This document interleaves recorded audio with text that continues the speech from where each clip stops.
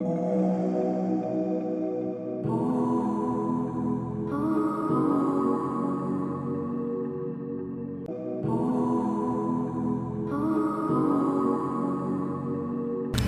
वालेकुम नाज़रीन, लाहौर की तारीख़ के बहुत ही खूबसूरत और कदीम दरख्त लाहौर में पाए जाते हैं। लेकिन आगाज़ ज़िंदगी एक खूबसूरत सफ़र के साथ आपको आज एक ऐसे कदीम दरख्त से मिलवा रहा है जो अपनी जवानी के साथ जब बुढ़ापे में दाखिल हुआ तो अपनी बाकी की ज़िंदगी ज़मीन पर बिछ कर गुजार रहा है।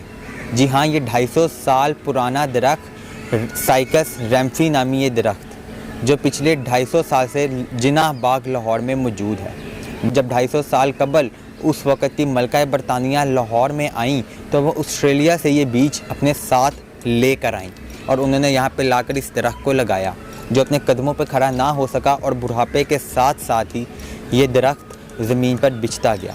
इसकी क्या डिटेल्स हैं, आगाज़ ज़िंदगी को ज्वाइन कर रहे हैं डायरेक्टर जनरल ऑफ जिनाह बाग अब्बास साहब। आइए इनसे बात करते हैं, वो हमें इसकी डिटेल्स बताएंगे।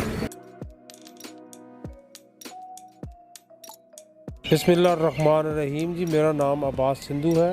मैं यहाँ पे डिप्टी डायरेक्टर हूँ और जहाँ पे हम खड़े हैं ये एक नहायत ही कीमती और एक्सपेंसिव दरख्त है जो आपको नज़र आ रहा है। इसकी एज तकरीबन 250 साल है और ये रींग कर चल रहा है।